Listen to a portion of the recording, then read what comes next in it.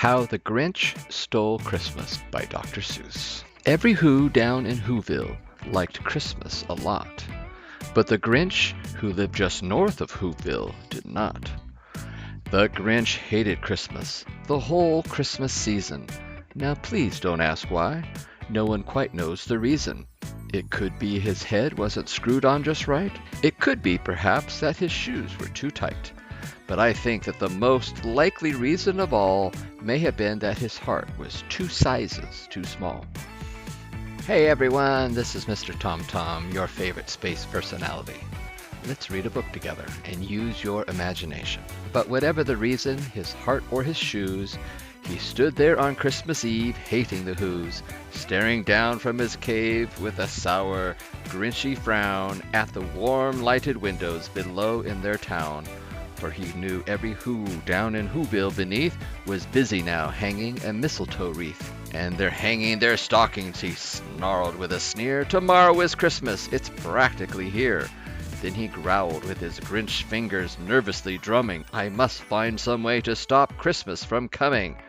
For tomorrow, he knew, all the Who girls and boys would wake bright and early.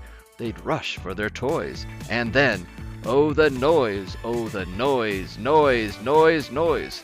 That's one thing he hated, the noise, noise, noise, noise. Then the Who's, young and old, would sit down to a feast. And they feast, and they'd feast, and they feast, feast, feast, feast. They would feast on Who pudding and rare Who roast beast, which was something the Grinch couldn't stand in the least.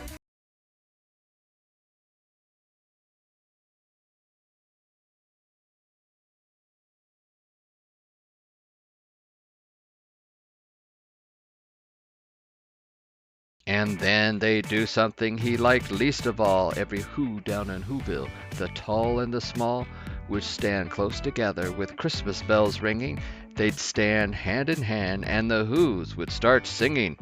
They'd sing and they'd sing and they'd sing, sing, sing, sing. And the more the Grinch thought of this Who Christmas sing, the more the Grinch thought, I must stop this whole thing. Why, for 53 years I put up with it now. I must stop this Christmas from coming. But how? Testing, 1, 2, 3. Then he got an idea, an awful idea. The Grinch got a wonderful, awful idea.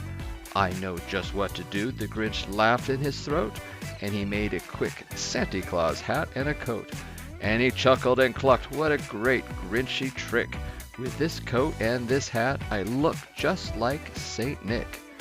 All I need is a reindeer, the Grinch looked around, but since reindeer are scarce, there was none to be found.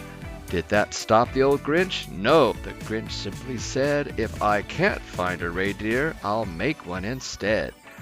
So he called his dog Max. Then he took some red thread and he tied a big horn on top of his head. Then he loaded some bags and some old empty sacks on a ramshackle sleigh, and he hitched up old Max. Then the Grinch said, get up!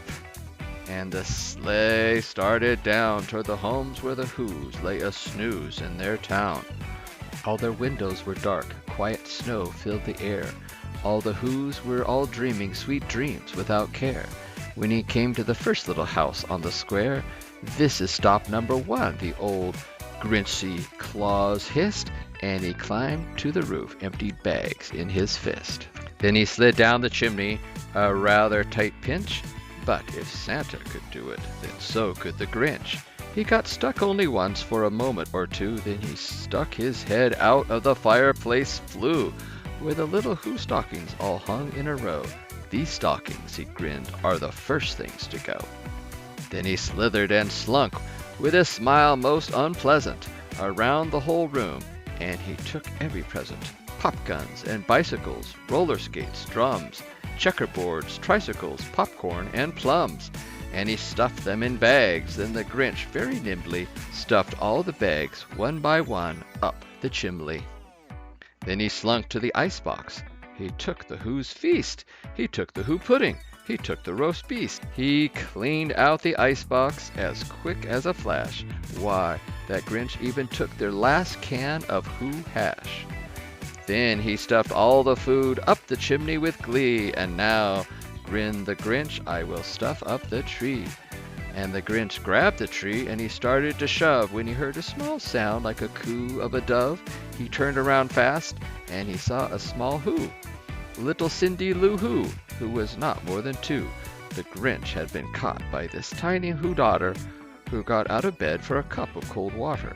She stared at the Grinch and said, Santa Claus, why are you taking our Christmas tree? Why? But you know that old Grinch was so smart and so slick, he thought up a lie, and he thought it up quick. Why, my dear little tot, the fake Santa Claus lie? There's a light on this tree that won't light on one side, so I'm taking it home to my workshop, my dear. I'll fix it up there, then I'll bring it back here. And his fib fooled the child. Then he patted her head, and he got her a drink and sent her to bed. And when Cindy Lou Who went to bed with her cup, he went up the chimney and stuffed the tree up. Then the last thing he took was the log for their fire. Then he went up the chimney himself, the old liar. On their walls he left nothing but hooks and some wire. And the one speck of food that he left in the house was a crumb that was even too small for a mouse.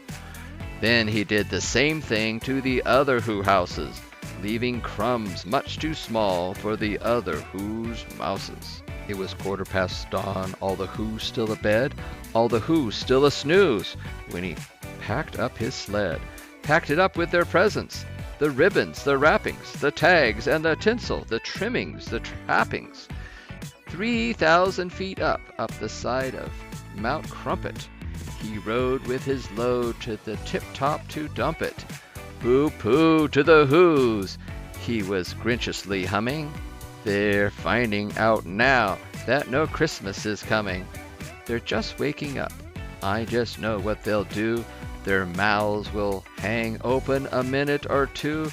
Then the Who's down in Whoville will all cry, boo-hoo. That's a noise, grinned the Grinch, that I simply must hear. So he paused, and the Grinch put his hand to his ear. And he did hear a sound rising over the snow. It started in low, then it started to grow.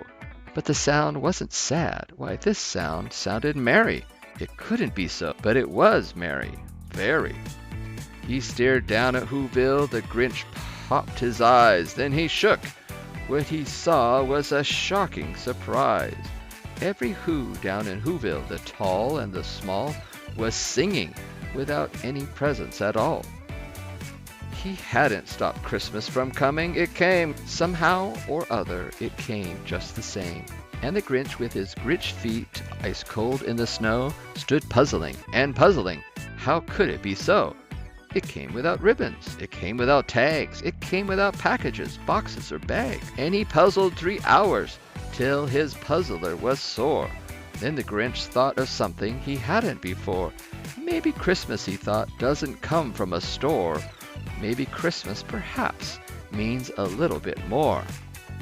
And what happened then? Well, in Whoville they say that the Grinch's small heart grew 3 sizes that day. And the minute his heart didn't feel quite so tight, he whizzed with his load through the bright morning light. And he brought back the toys and the food for the feast. And he himself, the Grinch, carved the roast beast. Do you have a favorite book? What is it? Who is your favorite author? Who do you like to read to you? Be thinking about what you like about the book, how you might change it to make it better, and use your imagination. Let's go.